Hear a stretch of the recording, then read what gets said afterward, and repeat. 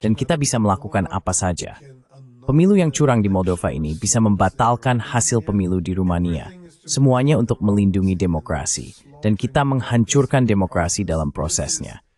Ini adalah inti dari fundamentalisme ideologis. Ini bukan tentang apa itu demokrasi. Kami adalah demokrasi, dan segala yang kami lakukan adalah untuk membelanya. Ini sekali lagi adalah pertarungan antara kebaikan melawan kejahatan, dan what just stepped down small, the moon strain itu. There's a lot of radicalism that comes out in this. So.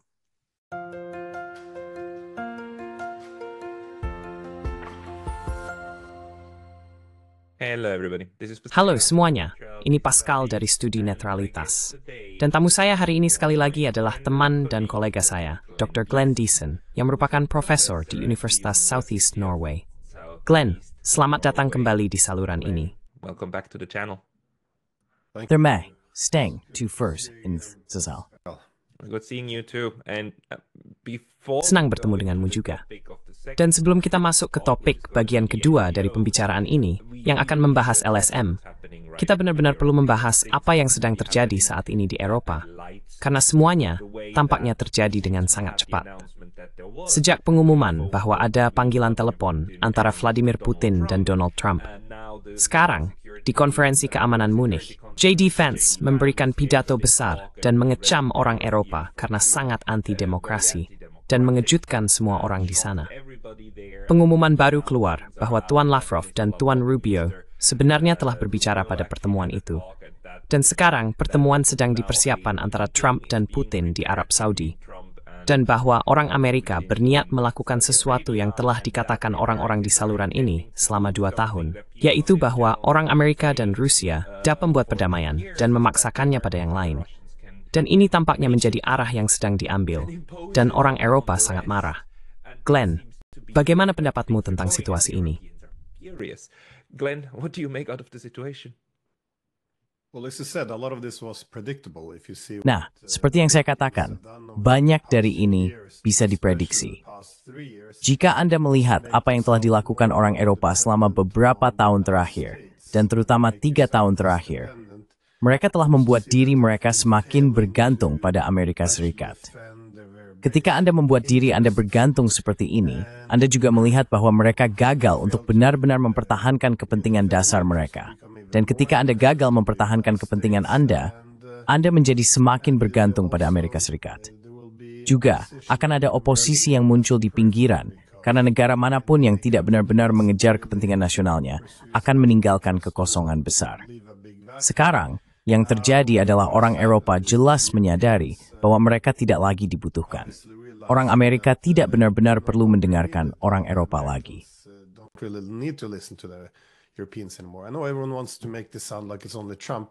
Saya tahu semua orang ingin membuat ini terdengar seolah-olah hanya Trump. Tetapi ingatlah, ada Biden yang meledakkan pipa Nord Stream. Dan dialah yang mendorong undang-undang pengurangan inflasi ini, yang membuat banyak industri Jerman pindah ke Amerika Serikat, dan tidak ada yang pernah dibicarakan di Eropa. Jadi memang insting pertama selalu membuat alasan untuk itu. Jadi saya pikir ini sudah cukup lama. Ini sudah datang sejak lama. Jadi sekarang tentu saja, alih-alih diberi penghargaan atas kepatuhan, kita melihat bahwa orang Amerika secara efektif dapat mendikte syarat. Dan kemudian tentu saja, mereka juga datang ke Eropa dan menyatakan sedikit penghinaan terhadap bagaimana oposisi politik di sini ditangani. Dan saya tahu ada banyak oposisi terhadap apa yang dikatakan Vance, tetapi jika Anda membaca surat kabar, cukup menarik untuk mengetahui apa yang ingin dipikirkan oleh para jurnalis.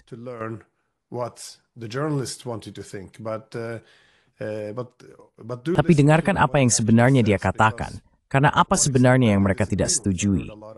Saya mendengar banyak pembicaraan marah setelahnya, di mana mereka menyebut MAGA Putinis, fundamentalis Kristen, populis. Tapi apa sebenarnya yang dia katakan yang sangat salah? Jadi saya pikir ya, perubahan besar akan datang. Dan seperti biasa, saya pikir orang Eropa sangat kesal ketika kenyataan menghantam. Saya ingat saya memiliki wawancara dengan perwakilan Rusia di Perserikatan Bangsa-Bangsa 2 minggu lalu, dan dia juga mengatakan, tidak, mungkin orang Amerika.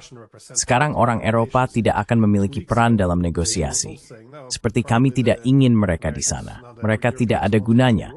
Dan orang Amerika juga. Mungkin tidak. Jadi ini bisa diprediksi, tetapi kita hidup dalam gelembung kecil kita sendiri.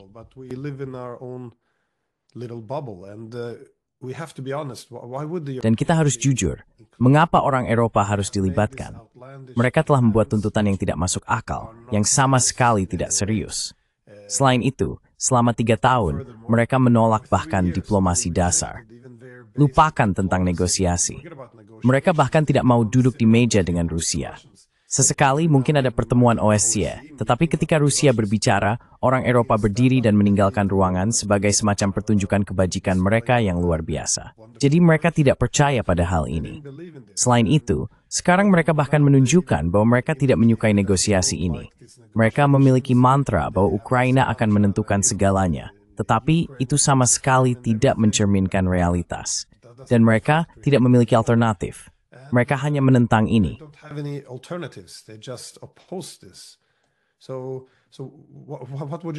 Jadi, apa yang akan Anda lakukan jika Anda berada di Washington dan melihat bahwa orang Eropa akan menolak dan melawan negosiasi apapun? Dan Anda sebenarnya tidak perlu melibatkan mereka karena mereka tidak terlalu relevan lagi. Mereka seolah-olah telah menyerahkan banyak kedaulatan mereka. Jadi, akal sehatnya adalah mereka dikeluarkan, dan itulah yang Anda lihat. Anda harus menyesuaikan diri dengan kenyataan jika Anda ingin menjadi bagian dari kenyataan. Dan selama orang Eropa hidup dalam gelembung ini, di mana mereka pada dasarnya bisa terus mendikte persyaratan, bahkan setelah mereka kalah perang, itu tidak masuk akal. Ini seperti Hitler di bunker pada akhirnya, mencoba memberitahu Stalin apa yang harus dilakukan, dan seperti apa perdamaian pasca perang. Itu sama sekali tidak masuk akal. Tetapi disinilah kita berada.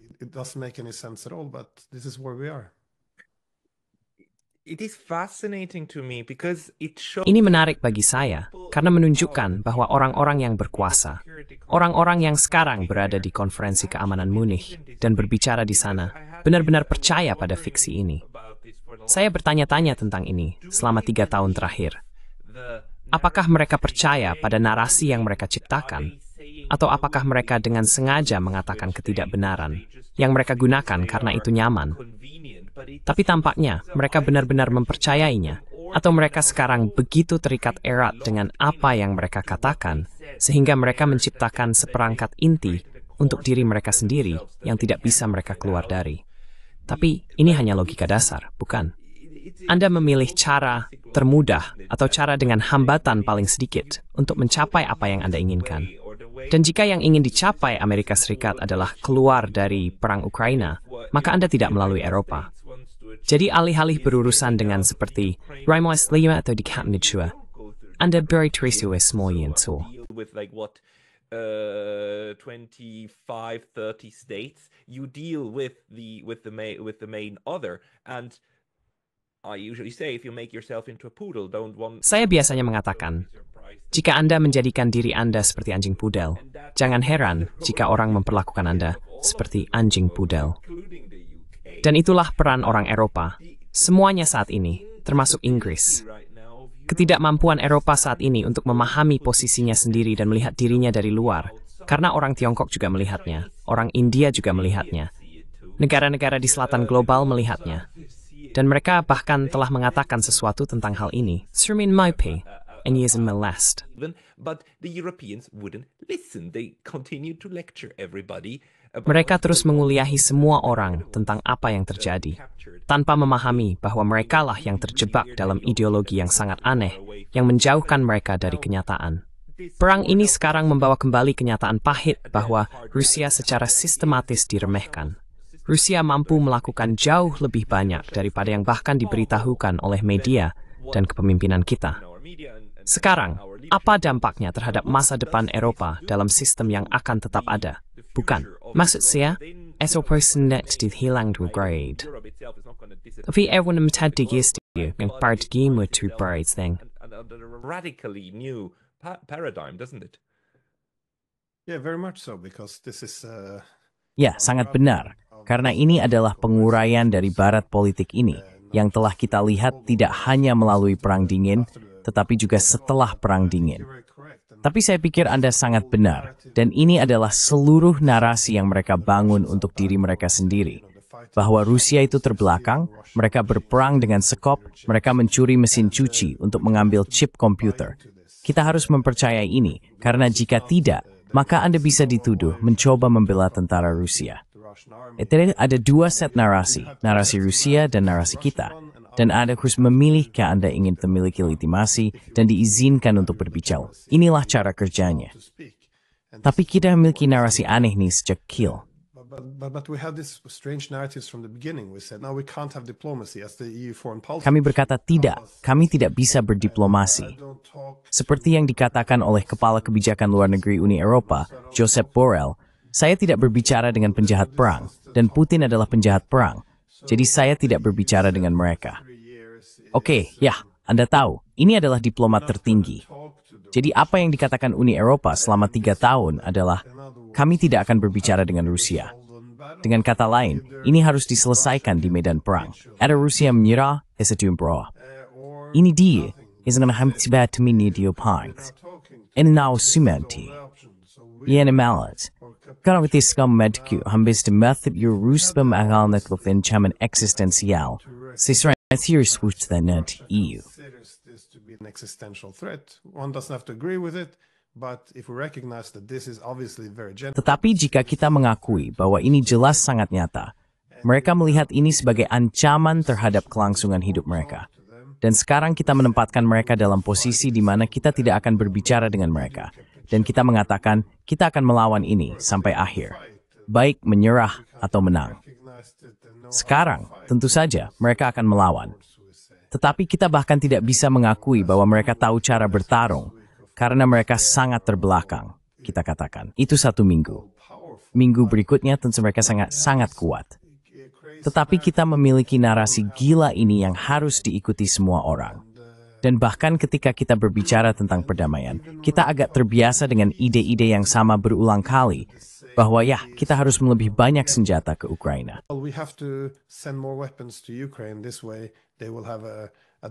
Dengan cara ini, mereka akan memiliki keterjapungan di meja perundingan. Tapi kami sudah mengatakan ini selama 3 tahun. Mereka tidak memiliki tenaga kerja lagi. Kami tidak memiliki senjata lagi. Jadi apa sebenarnya yang kita lakukan? Kami membuat ini terdengar seperti kami juga menjual ini sebagai pengkhianatan. Kami tidak bisa mengkhianati mereka. Tapi apa sebenarnya pengkhianatan di sini?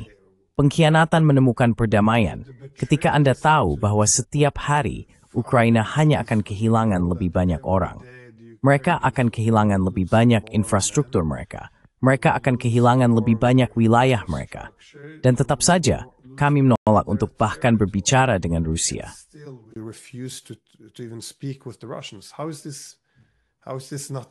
Bagaimana ini bukan pengkhianatan? Mayoritas orang Ukraina menginginkan negosiasi. Mereka bersedia menyerahkan wilayah dan segalanya. Jadi mengapa ini dianggap pengkhianatan?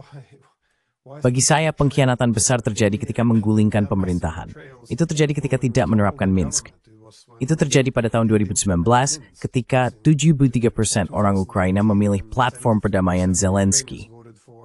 Dan melalui LSM, kami melakukan segala yang kami bisa untuk membalikkan pemilihan ini. Dan tentu saja pada tahun 2022, membatalkan atau mensabotase perjanjian perdamaian Istanbul. Ini bagi saya adalah pengkhianatan besar. Dan seperti yang dikatakan mantan penasihat Zelensky, Arestovich, orang-orang yang menolak untuk membiarkan kami bernegosiasi untuk perdamaian 3 tahun lalu, masih tidak ingin membiarkan kami bernegosiasi untuk perdamaian hari ini.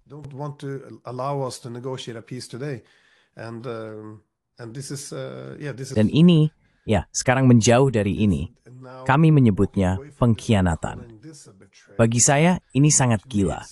Seringkali kita membutuhkan orang luar untuk memahami gelembung yang kita masuki, karena saya ingat orang Prancis membingungkan orang Cina. Mereka pergi ke sana untuk berbicara dengan orang Cina. Bertanya, bisakah Anda membantu kami membawa Putin ke meja negosiasi dan akhirnya mengakhiri perang ini? Dan sepertinya ya, kami juga ingin perang ini berakhir. Oke, baiklah. Tapi Putin, ni step up cerme. Dia tidak pernah hamil borsmong to mesini intlies. Ikumis reads berjauh di Rusia semestinya. Jadi, kemudian itu diplomado. Jadi, episode nanti kami hapkan orang itu. diplomacy. So what exactly do we expect the Chinese to do? Oh yeah, no, just put sanctions on and break them. Yeah, again. Oh ya, tidak cukup beri sanksi pada mereka, hancurkan mereka. Ya, sekali lagi, kita ingin mengalahkan Rusia. Itu bukan negosiasi. Kita memiliki pertemuan damai seperti yang kita adakan di Swiss, di mana kita mengatakan, oh kita memiliki pertemuan damai. Mereka luar biasa, bagaimana membawa perdamaian, dan kita tidak mengundang Rusia. Kita tidak membicarakan kepentingan keamanan mereka. Sebaliknya, kita memiliki orang-orang seperti Presiden Polandia yang berbicara tentang memecah negara menjadi 200 bagian. Dan mereka secara terbuka mengatakan tujuan dari ini adalah untuk memobilisasi komunitas internasional melawan Rusia. Bagian mana dari ini yang merupakan pertemuan damai? Sekali lagi, kita menciptakan gelembung yang sangat absurd ini, tetapi semua orang harus menerimanya. Jika tidak, ya, Anda bisa didorong keluar. Yeah, you can be pushed out. But that's exactly the corner that Itulah sudut yang, ya, pemerintahan Biden juga, tetapi orang Eropa bahkan lebih lagi, memposisikan diri mereka ketika mereka mulai, dan mereka melakukannya sejak awal, menyamakan Vladimir Putin dengan Adolf Hitler. Dan Adolf Hitler di sini sebenarnya hanya kata pengisi celah untuk iblis, kan? Seperti kejahatan murni, kan? Kebaikan murni melawan kejahatan murni. Dan jika Anda melakukan itu, maka tidak ada jalan keluar, kan? Tidak ada ruang untuk netralitas, seperti yang saya pelajari, kan? Tidak ada ruang untuk solusi lain selain mengalahkannya sepenuhnya, kan? Dan itulah yang Anda persiapkan untuk diri Anda sendiri. Dan kemudian, jika Anda tidak mampu melakukannya, jika Anda secara material tidak mampu, ya, maka Anda meninggalkan diri Anda tanpa jalan keluar. Dan sekarang, jadi pertanyaan bagi saya sekarang adalah, apakah orang Eropa benar-benar akan menerima bahwa mereka harus menelan pil yang tidak ingin mereka telan?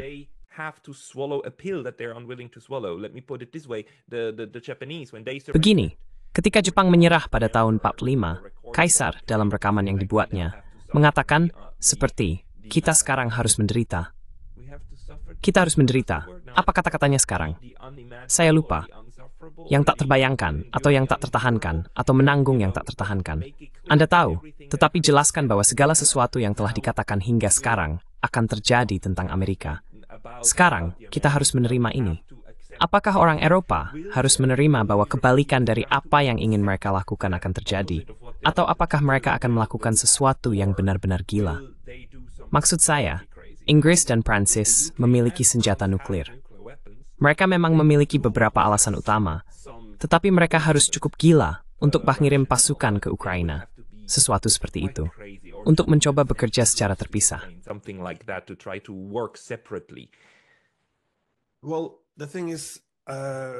Nah, masalahnya, kegilaan ini berasal dari banyak alasan. Jika Anda melihat komentar Pete Hegseth, salah satu alasan yang membuat orang Eropa sangat terkejut bukan hanya komentar tentang Ukraina. Sekarang masalah Ukraina memang besar.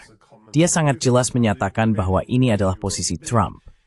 Dan saya pikir bagus bahwa dia menyampaikan pesan itu, karena Trump tampaknya sering berimprovisasi. Anda tidak pernah tahu apakah Anda harus mengambil secara harfiah apa yang dia katakan. Tapi sangat jelas bahwa tidak akan ada keanggotaan NATO sebagai bagian dari perjanjian damai. Ukraina tidak akan mendapatkan kembali wilayahnya. Ini hanya akal sehat. Mereka bisa kehilangan ratusan ribu orang lagi mencoba, tetapi itu tidak akan mengubah apapun. Mereka tidak akan mendapatkan ini kembali.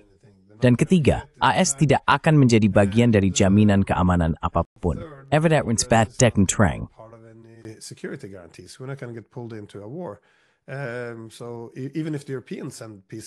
Jadi meskipun orang Eropa mengirim penjaga perdamaian atau seseorang untuk memberikan jaminan keamanan, itu tidak ada hubungannya dengan pasal 5 NATO.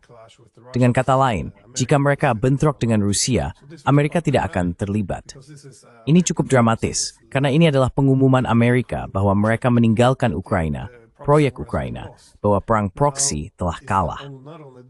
Sekarang, bukan hanya itu, tetapi juga memperjelas bahwa Eropa bukan lagi prioritas strategis utama kita. Sekali lagi, pandangan sempit di Eropa adalah bahwa, ya mereka populis, mereka sayap kanan, tetapi tidak. Ini adalah pergeseran distribusi kekuatan internasional. Dunia yang diciptakan atau berusaha diciptakan setelah Perang Dingin yang bersifat unipolar telah hilang. Dalam dunia unipolar, AS bisa mendominasi setiap sudut dunia. Sekarang ada pergeseran, seperti yang juga diakui Rubio. It's a marathon. As Rubio also recognized, there's a multipolar world. Security means something very different then. And as Keamanan berarti sesuatu yang sangat berbeda saat itu. Dan seperti yang mereka sadari, jika Anda akan mencoba menjadi negara unipolar, menahan semua kekuatan saingan lainnya, maka mereka semua akan bersatu dan secara kolektif menyeimbangkan Anda. Itulah yang mereka khawatirkan di Washington, bahwa Rusia bekerja sama dengan Tiongkok, Iran, semua orang untuk secara kolektif menyeimbangkan Amerika Serikat, tidak hanya secara militer, tetapi juga secara ekonomi.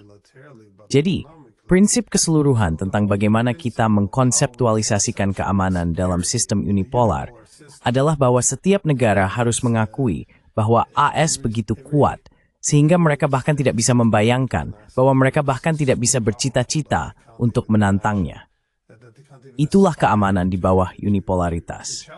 Anda tidak perlu mempertimbangkan apa yang dipikirkan Rusia atau Tiongkok selama mereka tahu bahwa mereka tidak akan pernah bisa menantang Amerika Serikat. as long as they know that they can never challenge the United States. This is the world government. This is the world policeman. Ini adalah pemerintahan dunia. Ini adalah polisi dunia. Sekarang, jika Anda mengakui momen ini telah berakhir dan Anda memiliki sistem multipolar, Anda harus mengakui cara tradisional Anda melihat keamanan, yaitu keamanan yang tak terpisahkan. Jika Anda menempatkan rudal dan pasukan di perbatasan Rusia, mereka harus merespons untuk meningkatkan keamanan mereka sendiri.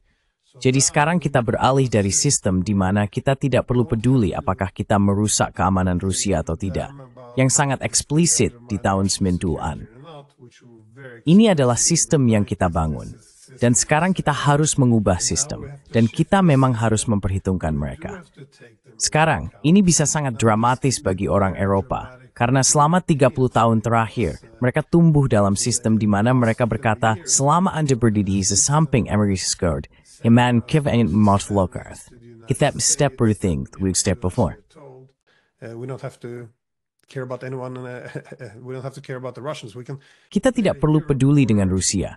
Kita bisa menciptakan Eropa, di mana negara terbesar di Eropa sama sekali tidak memiliki suara. Dan ini adalah hal yang normal.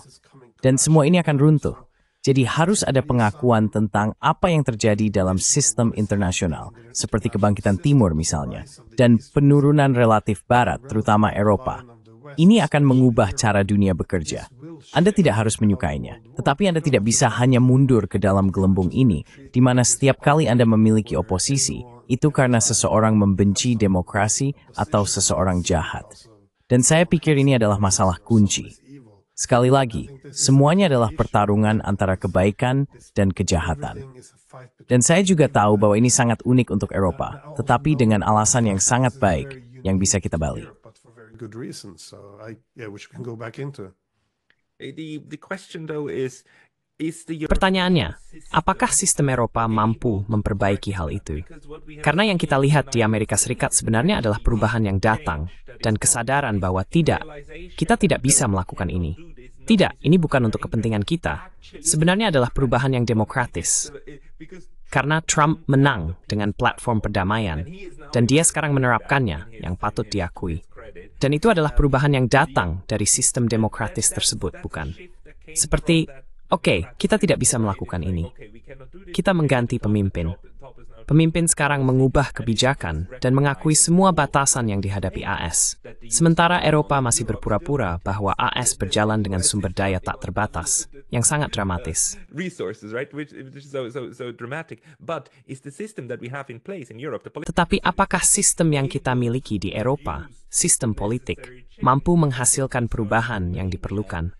Karena yang kita lihat di Rumania adalah bahwa ketika seseorang yang akan mengakui batasan-batasan ini hampir berkuasa, sistem tersebut sebenarnya runtuh dan menyingkirkannya, bukan? Dan mereka mencoba melakukan itu dengan Orban. Mereka mencoba melakukan itu dengan pembangkang lainnya. Eropa sedang mencoba membersihkan dirinya dari perbedaan terhadap kegembung epistemik. Isis Anda. epistemic bubble. What is your take? Well, I think the main key weakness. Nah, menurut saya, kelemahan utama, jika Anda ingin melihat mengapa orang Eropa tidak mampu menyesuaikan diri dengan realitas, dan juga mengapa orang Eropa tidak akan bisa menerima apa yang terjadi dan mengubah kebijakan, adalah karena, seperti yang Anda katakan sebelumnya, berapa banyak sekarang 27 negara anggota Uni Eropa. Saya kadang-kadang kehilangan hitungan. Bagaimanapun, bagaimana Anda mencapai konsensus? Bagaimana Anda membuat semua orang setuju dengan ide yang sama? Tentu saja, Anda bisa meminggirkan oposisi politik, yang merupakan salah satu kelemahan Jerman, di mana Angela Merkel hanya menyingkirkan oposisi sampai ke pinggiran, mereka yang dianggap tidak dapat diterima, yang tidak sejalan. Tapi ini adalah sesuatu yang jauh lebih dalam. Setiap kali orang Eropa mengatakan, Anda tahu apa yang menyatukan kita.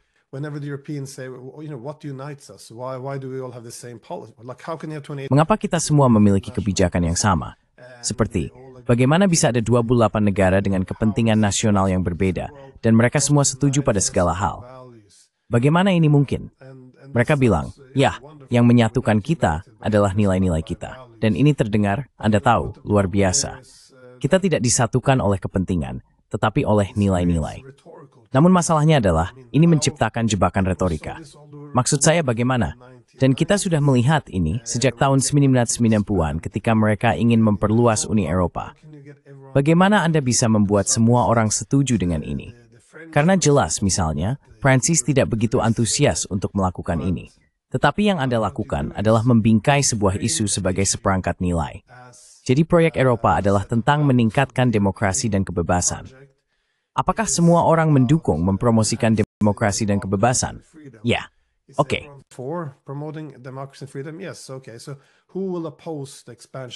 Jadi siapa yang akan menentang perluasan Uni Eropa? Ini menjadi sangat-sangat sulit. Karena sekarang Anda mengatakan, ya memperluas Uni Eropa itu mustahil. Itu adalah kebajikan. Itu adalah gerakan untuk kebaikan. Itu adalah moralitas. Jadi jika Anda menentangnya, itu buruk. Itu hampir jahat. Anda mengambil semua kompleksitas dari apa artinya sebenarnya memperluas blok ekonomi ini. Tidak hanya Anda menghilangkan semua kompleksitas, tetapi juga kemampuan untuk mengurangi beberapa masalah yang mungkin terjadi. Dan banyak masalah telah terjadi. Kemudian Anda menjadikannya masalah antara kebaikan versus kejahatan. Kita cenderung melakukan ini di Eropa sekarang, dengan hampir semua hal. Semuanya adalah kerangka moral. Semuanya selalu tentang demokrasi atau kejahatan. Jadi jika Anda berbicara tentang perdamaian di Ukraina, seperti mengakhiri perang, apa yang dilakukan orang Eropa? Engkepekor mendiskusikan. Ambau, alternatif.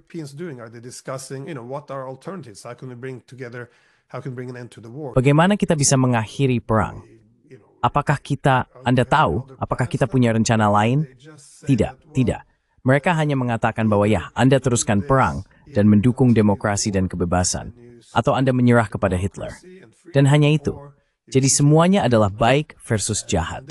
Jadi Anda tidak bisa lagi mengenali kenyataan dan menyesuaikan diri dengannya. Dan kita telah melakukan ini begitu lama. Saya ingat di tahun 90-an, kita rada grazing gris tu smiavelimia, konsep Eurospeak, and fisist malong gunaskateniu du mahasadiu.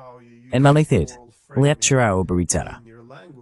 And look at the way we talk when you every centralized decision making. Setiap kali Anda memusatkan pengambilan keputusan dari parlemen terpilih ke Brussels, mereka berkata, "Oh, ini integrasi Eropa. Ini semakin banyak Eropa. Ini persatuan yang semakin erat." Dan setiap kali negara-negara yang bahkan bukan bagian dari UE harus mulai mematuhi tata kelola eksternal, yaitu aturan Uni Eropa, mereka berkata, "Oh, mereka membuat pilihan Eropa. Mereka mengonfirmasi perspektif Eropa." Tapi kita tidak pernah berkata, bagaimana dengan benar-benar menanggapi perwakilan terpilih mereka? Haruskah demokrasi berfungsi? Tidak. Mereka harus menunjukkan nilai-nilai bersama dan perspektif Eropa mereka. Jadi kita tidak membicarakan kenyataan. Kita hanya memiliki bahasa ini. Kita berkata, oh, ini hal yang baik, ini hal yang buruk. Dan Anda memiliki perpecahan biner ini.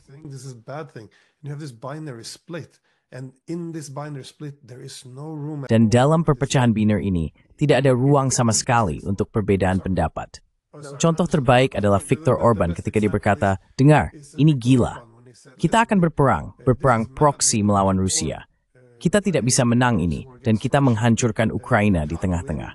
Ini sangat tidak bermoral.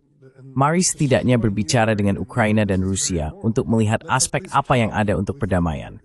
Anda tahu, Anda mengkhianati demokrasi. Anda seorang populis. Anda tidak peduli tentang hak asasi manusia. Anda membelakangi impian Eropa. Ini adalah bahasa yang kita miliki. Dan tujuan keseluruhannya bukanlah kebetulan, tetapi tujuannya adalah untuk melepaskan diri dari kenyataan. Karena sekarang, Anda tidak bisa berbeda pendapat. Semuanya adalah baik versus jahat. Itulah dasar persatuan sekarang, dan itu sangat-sangat berbahaya. Dan kita berpikir itu sangat baik karena kita menyebutnya nilai-nilai bersama, tetapi itu sangat berbahaya.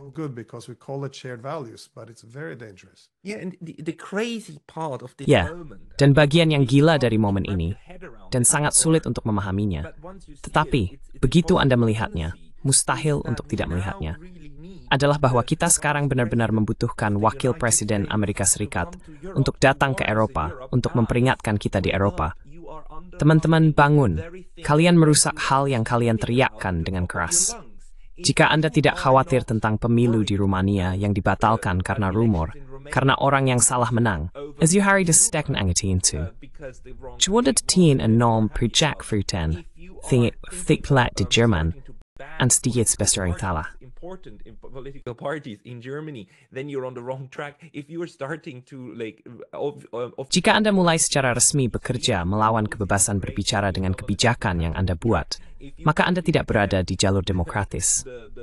Jika Anda hanya menerima aturan atau ide yang datang dan dianggap berbudi luhur dan baik, mereka datang dari pusat, dan Anda sepenuhnya mengabaikan negara anggota dan mengabaikan kepentingan serta diskursus yang sah, maka Anda berada di jalur totaliter. Bahwa hal ini sekarang mengejutkan orang Eropa sangat mengkhawatirkan, karena itulah yang sebenarnya terjadi. Di bawah Panji, mari selamatkan demokrasi, Uni Eropa merusak setiap prinsip yang dipegangnya. Dan contoh terbaik adalah bagaimana memperlakukan Georgia yang membuat undang-undang baru sesuai dengan proses konstitusionalnya sendiri. Creates a new law according to its own constitutional process, and the EU demands that be completely scrapped. Dan Uni Eropa menuntut agar itu sepenuhnya dibatalkan, bukan? Karena Uni Eropa mengatakan demikian. Mereka memutuskan untuk tidak memilih partai yang ingin bergabung dengan Eropa, yang ingin segera mematuhi, yang ingin pergi ke Uni Eropa, dan yang segera ingin bergabung dengan NATO. Dan mereka diberitahu bahwa ini adalah pemilihan pro-Rusia. Setiap negara yang memiliki pilihan untuk memilih Uni Eropa, berarti bagi Uni Eropa saat ini, Anda harus memilih yang ini. Anda harus menerapkan kebijakan kami, atau jika tidak, kami tidak menganggap pilihan Anda sebagai pilihan yang nyata. Jadi ini adalah pola pikir yang sangat-sangat totaliter sebenarnya, di mana orang-orang ini beroperasi, bukan?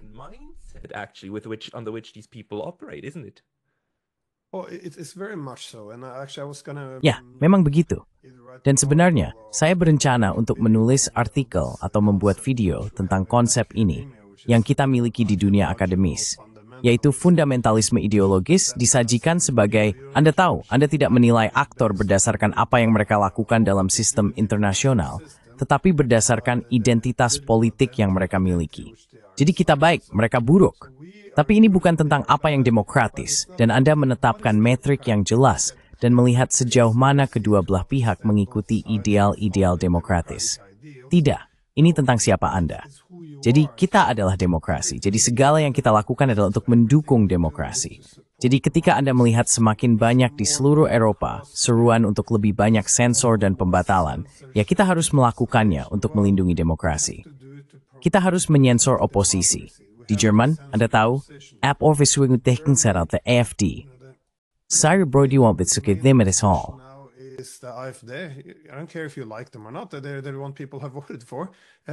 Mereka adalah orang-orang yang dipilih oleh rakyat. Dan jadi, ya, kami tidak menyukainya. Mereka adalah ancaman bagi demokrasi. Jadi untuk melindungi demokrasi, kami mungkin harus melarang partai oposisi utama. Media membicarakan hal ini. Pemerintah membicarakan hal ini. Dan ini adalah beberapa hal yang menimbulkan tiran di Amerika Serikat. Dan sekali lagi, jika Anda memiliki pemerintah terpilih, baik itu Slovakia atau Hungaria, yang berbicara tentang perdamaian, mereka juga terpilih, maka semuanya, Anda tahu, itu adalah penyerahan. Mereka sekarang adalah orang-orangnya Putin. Dan ini adalah keseluruhan ide di balik revolusi warna juga. Orang-orang telah memilih demokrasi, mereka telah memilih pemerintah, tetapi kami akan mendukung masyarakat sipil yang kami sukai, karena Anda tahu, bukan siapa yang Anda pilih. want to have a pro. Jika Anda ingin memiliki kebijakan pro-UE, anti-Rusia, itu berarti sekarang Anda bergerak menjauh dari otoritarianisme menuju demokrasi. Ini adalah demokrasi. Jadi ini bukan lagi tentang siapa yang Anda pilih. Dan juga seperti yang saya katakan sebelumnya, di Ukraina pada tahun 2019, 73% memilih platform perdamaian. Orang Eropa mengatakan, ya, itu berarti mereka mungkin menormalisasi hubungan dengan Rusia. Tapi ini adalah kapitulasi. Oh ya, itu bukan demokrasi. Karena demokrasi berarti Anda bergerak menjauh dari Rusia menuju kami. Jadi sekarang kita harus merusak hasil demokratis dan juga mendorong negara tersebut menuju perang. Dan seperti yang Anda semua tunjukkan dengan benar, Georgia Anda tahu, mereka mengadakan pemilu. Itu bebas dan adil. Mereka menginginkan pemerintahan yang mengatakan, ya, kami ingin menjadi bagian dari UE, tetapi kami tidak ingin menjadikan diri kami garis depan melawan Rusia. But we don't want to make ourselves our frontline against the Russians.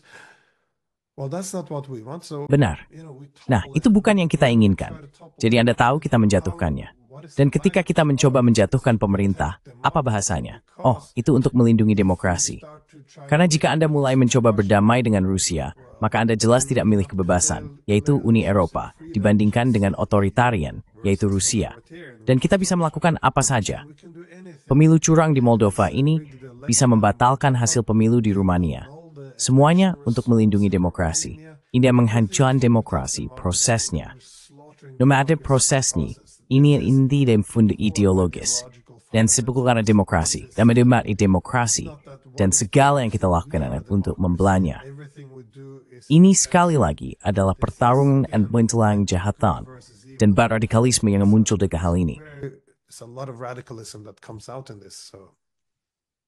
I was just waiting for this moment. Saya hanya menunggu momen ini ketika Ursula von der Leyen atau salah satu dari orang-orang ini berdiri di depan kamera dan benar-benar mengatakan, saya adalah demokrasi. Seperti Raja Prancis zaman dulu, seperti l'état c'est moi, atau la démocratie c'est moi. Saya hanya menunggu itu. I'm just waiting for that. Yeah, but that's what they said. Pistorius, he comes up. Ya, tapi itulah yang mereka katakan. Pistorius, dia muncul setelah Vance dan berkata, ini mengerikan. Bagaimana bisa Anda mengatakan semua hal ini tentang semua sensor dan intoleransi terhadap oposisi? Anda sekarang berpihak pada otoritarian. Kami adalah demokrasi. Dan dia tidak membantah argumen-argumen yang telah dibuat. Dia hanya berkata, kurang lebih seperti yang Anda katakan sekarang, kami adalah demokrasi. Jika Anda mengkritik kami, Anda mengkritik demokrasi, yang berarti Anda berpihak pada otoritarian. Dia bahkan tidak mencoba melindungi atau membelah sistem politik di Rusia atau China. Vance hanya berkata, Anda tahu Anda mengkhianati nilai-nilai yang Anda klaim junjung. Apa argumen balasannya? Kami adalah demokrasi. Anda tidak bisa mengatakan itu. Maksud saya, ini benar-benar gila, tapi inilah posisi kita sekarang. Dan mengingat fakta bahwa kita tidak menerima atau mengizinkan oposisi nyata, matter reduce change static rest, the sing ni efching thranging im the fora, matterward, many few with fad, many horne. You always through the word. It's very absurd to watch. We Europeans at Kata orang Eropa, pada titik ini, membutuhkan bantuan dari seseorang untuk menyematkan kita dari diri kita sendiri. Setidaknya, seintelektual, agar kita bisa mulai melihat ini dengan jelas lagi. start seeing this again.